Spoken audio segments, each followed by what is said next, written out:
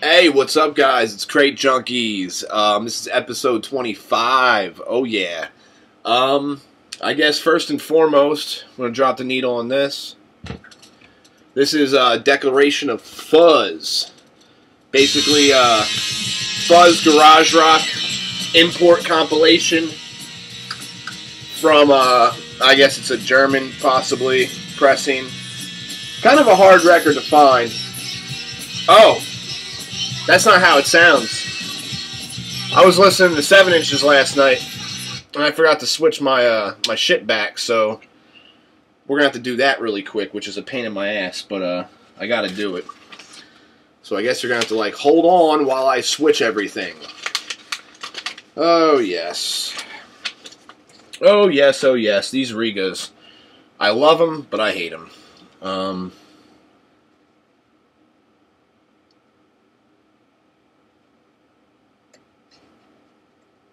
There we go. I don't mind doing this though. I need to get some. I gotta get a new mat. I don't like these mats that come with this. These felt mats. I don't like felt mats. I'd much rather have just a vinyl mat or something. Not vinyl. I don't know. I don't like the felt ones. Just put it like that. Okay. So, starting over, we are listening to Declaration of Fuzz. This is an older, probably 80s comp of garage bands, Boys from Nowhere, the Not Quite, Black Light, Chameleons, Sick Rose, The Scene, the Blackberry Jug, Mystic Eyes, Miracle Workers, Cornflake Zoo, the Stepford Husbands, the Other Side, Crimson Shadows, Running Stream, Green Telescope, Preachers. Just a lot of good old school punk garage stuff. That's an import. Pretty cool fucking compilation. I'm really getting into garage comps, so that's what we're listening to in the background. Did a lot of I'm late big time on a video here. I first and foremost want to thank everybody who has taken advantage of the Crate Junkies trading post or vinyl trading post that I started. Just a quick, little thing about that. I started it because I thought it was a good idea of a place where we could trade and talk about VCLT, trade records, sell records, and just music stuff in general. And, you could do it on the Vinyl Community Facebook, but what I was thinking is if you would start doing it on the Vinyl Community Facebook, sooner or later that's all you would see. People trying to sell, buy, and that's all you would hear and talk about.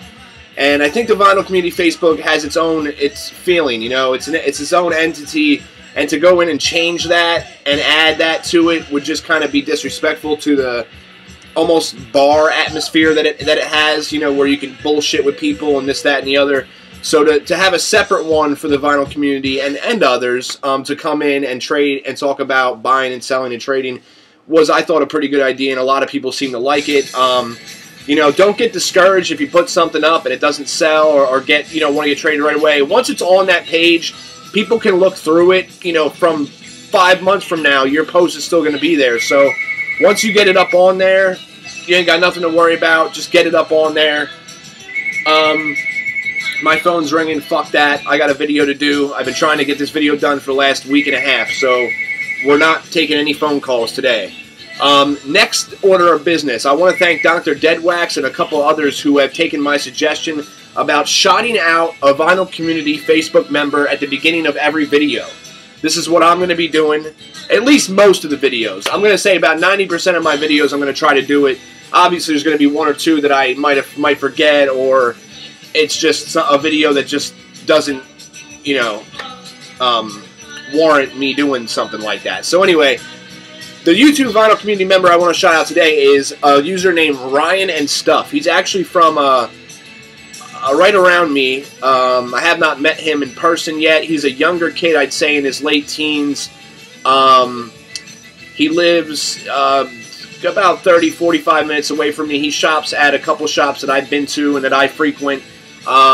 We have not got to meet up yet. He's into metal, rock, new metal, rock, punk, stuff like that. He buys a lot of new records.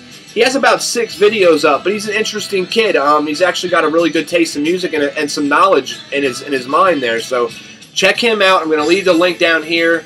If you never heard of him, go check out his channel. Go subscribe to him. And this is what you guys need to do. Instead of picking up your your thing and cheersing people. And I'm not saying not to do that, okay? But you can do that. But at the same time, let's mention some vinyl community members that may not get a lot of publicity.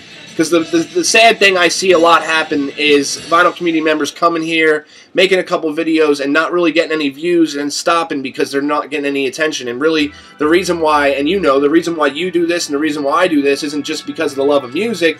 It's to, start dialogue with people, talk to people, get to know people who are interested in the same things you are. So let's show everybody the same amount of love that you were shown when you came into the vinyl community. And I'm talking about guys like Laz, LJ, the bigger guys on YouTube, these guys who are getting a lot of views. You guys need to pick up and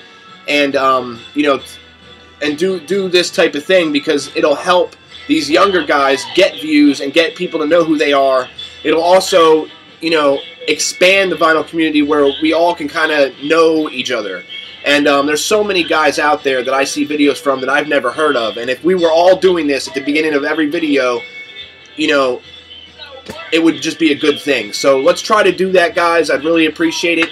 Another little order of business before I get to the vinyl is I just hit 200 subscribers. I'm at like 203, and I honestly haven't checked my page in such a long time. I checked, and I was kind of thinking it's about time I'm about at 200. So I checked, and sure enough, I was. So I'm going to be doing a contest. I tried a contest at 100.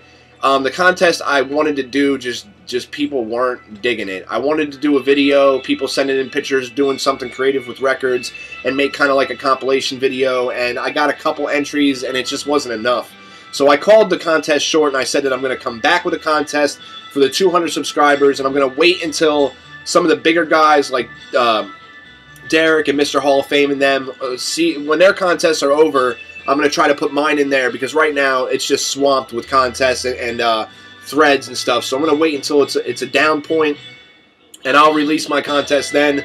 I will say that there's going to be some brand new records up for grabs for that contest, so that should be interesting. Okay, let's get to the vinyl, because that's what we're fucking here for. First thing, I posted these on a Facebook the other night. I was pretty happy to find these. I got 3 reissues of Misfits 7 inches. I'm going to start off with my favorite one, and that is their first 7-inch ever. This is worth $2 grand if you have the original. This is the Misfits Cough and Cool. This is it's got my favorite song by the Misfits on it, She, which is only a 2-minute song, but it's the best song I think they've ever made. And it's also got what other songs on here? Cough and Cool, which is also a great track. And these are reissues.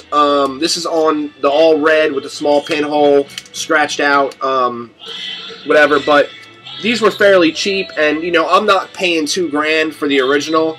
So just to have it's nice, and I'm a big Misfits fan. So, and it's in mint condition. And I got them for cheap. Next one is the Evil is Evil. Evil is as Evil does. This one has, I think this one has about 6 tracks on it. I think this one's live, too. I'm not actually sure. I forget if this one's live or not. I listened to them all last night. I think this one is live. But that one I got. And I also got another one of my favorite songs by the Misfits, Halloween, which is a great track. And it's on this Halloween EP, I guess you could call it. There you go. So... and this is on just orange, and it comes with like just a little fold-out type insert thing, and it's a good reissue. It's like a true to. I like reissues that are really true to what the original looked like, and these are all very, very similar. I mean, if not exact replicas of what the originals were. So I'm really happy with these, and I got them at a good price, and I'm just really happy to have them. Next one. This one I picked up last night. I did not get to listen to the whole thing yet. This is The Flaming Lips embryonic. And this comes with a CD, which has the entire album on it. And I popped it open in the car last night because I had a long ride home, just to kind of preview it and listen to some of the songs on it. And I must say, every song that I heard, really enjoyed. I'm a big fan of Yosemite Battle's The Pink Robot.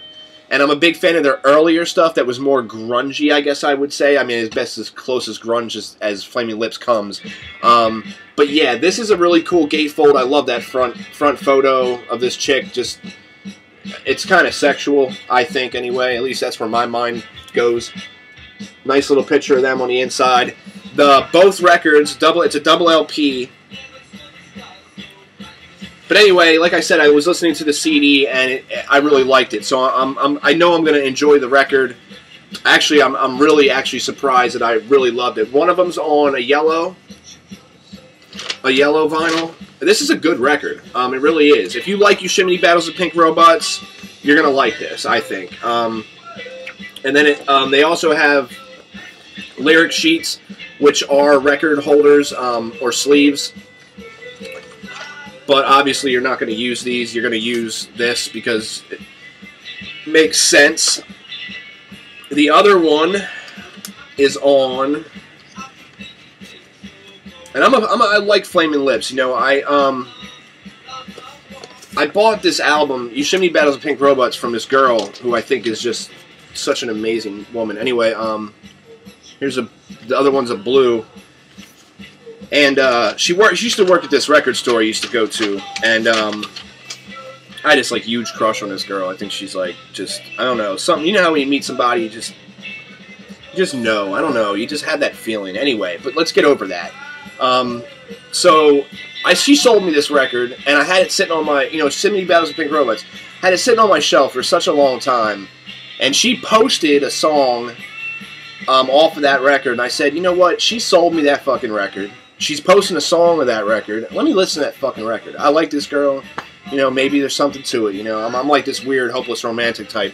So anyway, so I listened to this record, and I'm just like, wow. I really like this. I mean, I really, really dug that. And this record right here is just kind of like, it almost feels in a way like it. Not, I don't know. I don't know how to explain it. I haven't listened to enough of it, but I do know that it follows the same feeling musically, and I really, really enjoy it. So I cannot wait to listen to this in its entirety tonight. Speaking of that girl, though, she's looking for a copy of Deja, I forget the name, Deja something by Brand New. I have the CD. I can run and get it for us so we can see it. And if anybody has, and I'm going to run quick and get it. I'll be right back.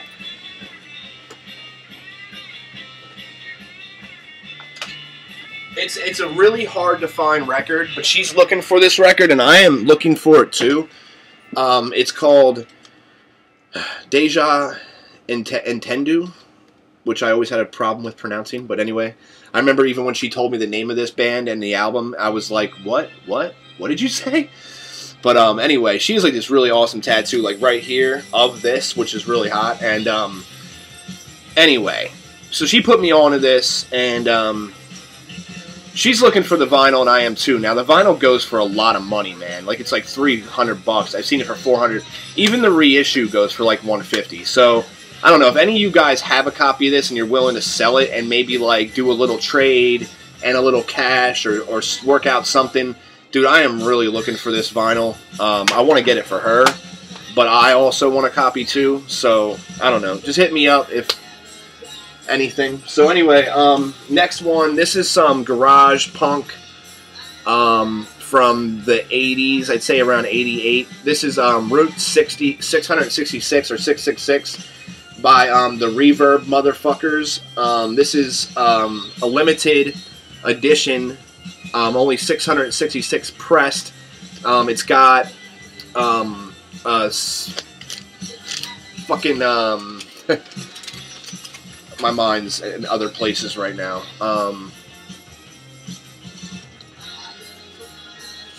A special cover that people do with screen printing. It's screen printed.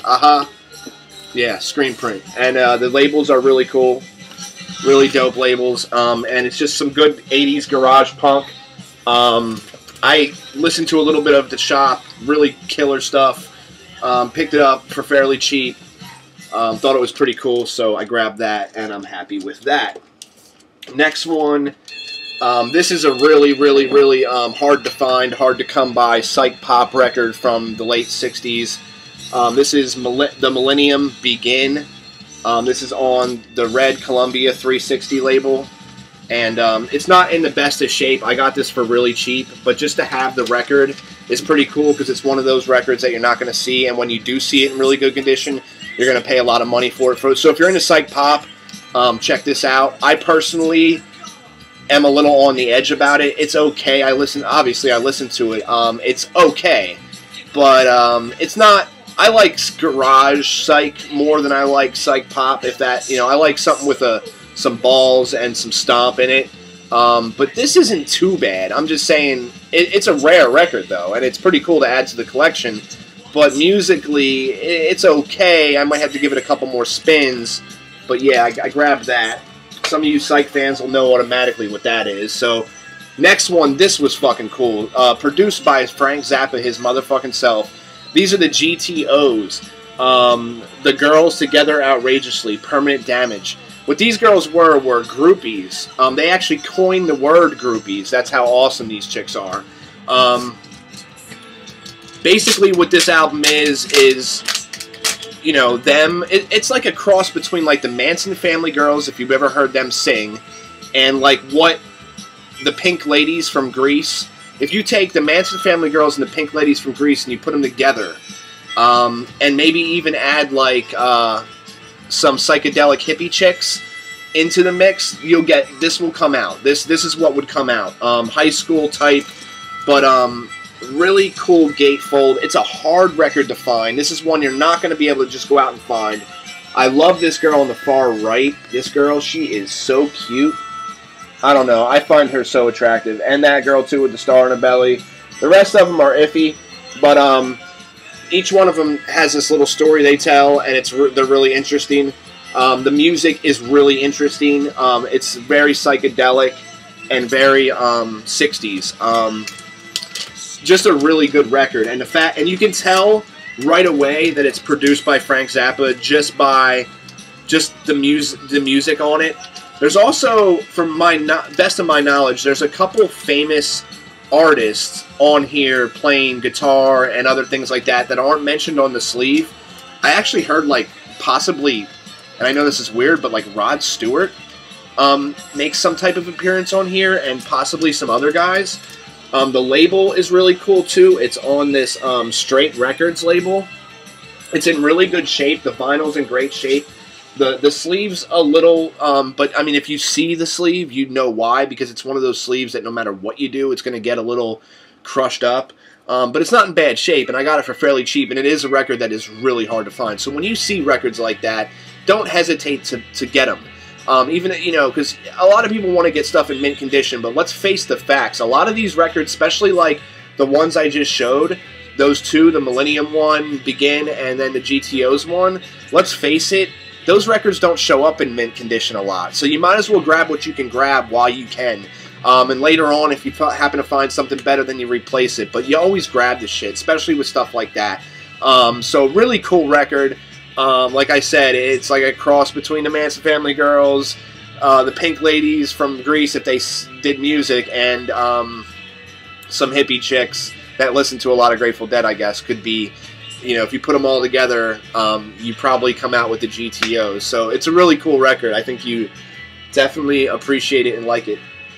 Next one. This one's like an iffy, so-so blues rock record. One really good thing about this is Harvey Mandel, which is like a great, great blues rock guitar player, plays on this. This is Barry Goldberg's Blast from the Past. This is on Buddha Records. It's in mint condition. Not a bad listen. I listened to it once, so I'm not going to go and talk too deeply into it. It was a good listen. Supposedly, I thought Dwayne Allman was supposed to be on here, but after doing a little research, I found out that no, he's not on here, even though it says here that he is. So I don't know. But if you see it, pick it up. If you like blues rock, I think you'd enjoy it. It's definitely a good listen. Pick that one up. Next one. This one I previewed in the shop. This is Kaleidoscope, Bernice. This is one of those psych, folky, kind of rock records that is has been reissued. It's kind of a classic, if you will. It's from the preview at the shop. I really enjoyed it and liked it. I have not listened to it since, but it's definitely a really cool psyche folk record. I'd say more on the folk side than the psych side, but it's got a little psychedelic touch to it. This girl, for some reason, turns me on. I don't know what it is about girls who look slutty, but for some reason I want to do nasty things to her, and I don't even know why. I have the weirdest turn-ons. Like, the weirdest things turn me on. But yeah, let's get away from, my mind just can't get off of sex today. But anyway, well, any day, actually. Next one, Sugar and Spice by the Crying Shames. This was a disappointment. I know a lot of people are like, what? That's a great record. I really just, I don't know. Right now, at this very moment, I'm listening to too much, like, garage punk or, like, garage psych that I can't really get into the more poppy stuff right now, especially if it's not catchy. I need, like, really catchy hooks to get into that kind of stuff. And I just didn't, after one playthrough of this, I just didn't really catch, nothing really caught my ear. But I'm going to give it another spin because I know a lot of people like this record, and I like the Crying Shames. I have another record by them that I enjoy. I just was not really digging this one. This is in mint condition, great condition. Got it for cheap. It's an original press. I just really wasn't digging it as much as I thought I would. Next one, taking a little trip to the rap side of things with Lethal Injection by Ice Cube. This is one of my favorite Ice Cube records. When I was a kid, I had this on cassette. Listened to it non-stop. Finally seen it on vinyl. I have a lot of Ice Cube on vinyl, a lot of his older stuff. This just happened to be one I didn't have. So I'm really super excited and stoked to get this, and I got it for really cheap. I got it for under $5, so I was happy about that. It's in really good shape. Next one, something I already have, but I wanted a beat-around copy, and that's exactly what this is. My other copy is a Japanese press. It does not have the obi strip, but it has everything else intact, and the insert booklet, and it's worth a little bit of money even without the obi strip. So I try not to play that one, and I've been looking for just like a kind of beat-around original press, and this is it. It's in great shape. It wasn't expensive, and now I can, take this album out and listen to it. If you never heard the Rolling Stones' Flowers, you don't know what you're missing. This is a damn good record. Huge Stones fan, especially their earlier stuff. The Stones, for me, start to fall apart around, I guess, the late 70s, possibly. Next one, this was a disappointment. I would give it to somebody, but I just don't know who's really going to want it after I tell you about it. First thing, it's a sitar beat by Big Jim Sullivan. I was disappointed with the music. I didn't really like it. Now, some people might love it. I didn't really like it. Next thing that I was super disappointed about is that the vinyl, and I'll try to get it on the light. Yeah, right there. You see it? Somebody busted a big fucking load all over this thing. Not on that side, but on this side too. It just looks like somebody liked this music so much that they blew their fucking load all over it and then smeared it the fuck in for me to deal with. But here's the problem. I've cleaned this thing about 3 or 4 times. It's not coming off. It doesn't affect play, and it doesn't leave any residue on your needle. So I'm guessing that it might have been something that was done in the factory. It does not affect play at all. In fact, this album plays wonderful. But, the splooge is just every fucking where. So I don't know what to do about it. I don't know. I don't know if I'm going to just give it to somebody in a trade package, or if somebody's interested in it, wants to actually give me something for it.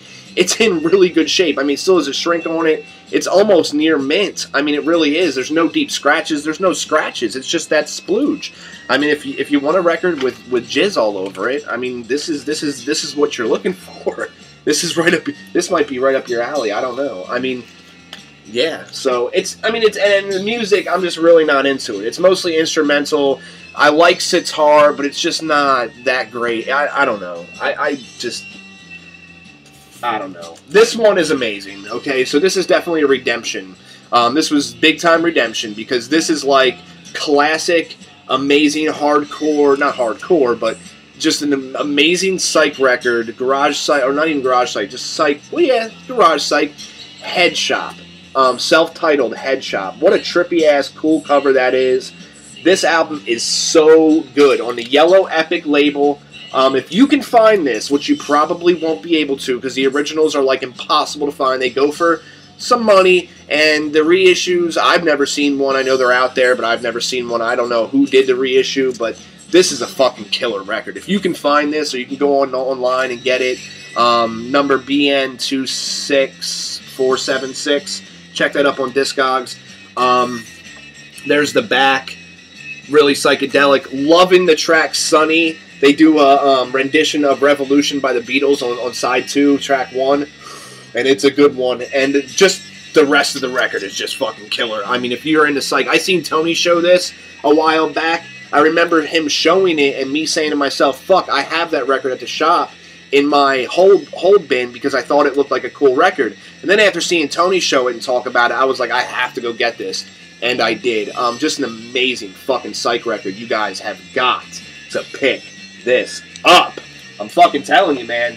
That's the best thing I got all week. I mean, really, it really is. Next one. Now, I got a lot of, and I'm going to show you really quick. Those 2 stacks right there are records that I got from a big haul from, they're sealed classical. They're sealed, I mean, I'll show you this one really quick. This is the sitar player, Ravi Shankar. This is a sealed copy of one of his albums. Check how cool and psychedelic that is. That's sealed, strictly imported, you know, on Angel Records. This is killer shit here. This is the first composer and soloist, his first sitar concerto. This is a killer fucking record.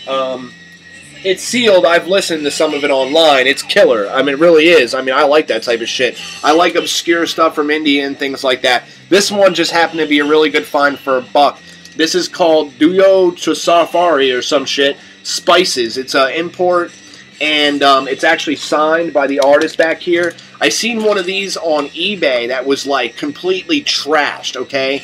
I mean, imagine this record, but after somebody took a piss on it, stomped on it, threw it off of a train, you know, threw it into a pile of garbage, took another shit on it, wiped their ass with it. Imagine that, okay? Imagine looking at this record after all that was done to it. Well, that's what the one online looked like, okay? And I'm serious.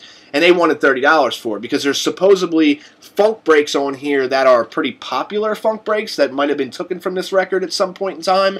Therefore, it's worth a little bit of money to like DJs and whatnot. I found it for $1. And it's in mint condition. It's really cool to add to the collection. I'm happy to have it. Really, really nice shape on it. It's fucking mint. So I was happy about that. And there's tons more of that type of stuff right here in these piles. I'm not going to do that in this Crate Junkies episode. I'm going to do a separate episode, maybe even 2 or 3, because there's so much in there. If you're into classical and stuff, man, I got a lot of sealed classical stuff that's really good. A lot of Angel Record stuff that you might be interested in, so stay tuned and I'll let you know. I'm probably going to be trying to unload a lot of that, although there is some other stuff in there that's really good. Soul funk stuff, there's some reggae, there's, I mean, just a ton of stuff that I got for really cheap, and, you know, I didn't pass anything up. I grabbed everything that looked cool and took it home with me. So anyway, let's move on because we're already at 30 minutes. Next record, a very big disappointment. This is the Flaming Lips, Once Beyond Hopelessness. Basically, this is just instrumental music for a movie that was done called Christmas on Mars film score. So that's what it is. It's on orange vinyl. There's a 7-inch that comes with it that I did not listen to yet. But it's just, you know, I was expecting something more along the lines of Yosemite Battles the Pink Robots, and it just was not that. There's no lyrics. It's just really not in moving at all. I never seen the movie, but the movie comes with this, which is cool. So I'm going to watch the movie and then possibly listen to it one more time. If I don't like it after that, I'm probably going to give it up for trade or, you know, sell it or something. So, you know, that was just kind of like a blind buy. And then last but not least, anyway, in the 12 inches, Bury My Body Volume 1. I might have showed this in my last video. I think I did. But just in case I didn't, I finally have the... This is Volume 1 and 2 of Bury Your Body, Garage Rarities. This one's actually a numbered copy. This one's a repress of the first issue. So this one's like an original. This one's not. But whatever. It's 1 and 2. I'm happy to have 1 and 2. Really getting into PSYCH compilations, garage compilations. I'm actually going to be picking up a couple of them tonight. So that's about it for the LPs and stuff. I hope you guys enjoyed the video. Remember to shout out somebody in every video you do. It really will help build this community and let people know about people they might not know about. Also, if you can find this album, okay, Deja Intend, and I always fuck the fucking name up, but Intendu, by Brand New. I know it's a double LP. It goes for some money, but I'm willing to do what I got to do to get it. So let me know if anybody has a copy or knows where a copy is. And also, don't forget to go put your pictures in for the PUNKTEXAS record shelves video. I'm going to put a link for that stuff down there too, and I'm going to put a link for RyanNStuff's channel down here, and I believe that's it. If there's anything else I missed, it'll be in the links below. Take it easy, guys. Until next time, I am Crate Junkies. I will see you on the flip.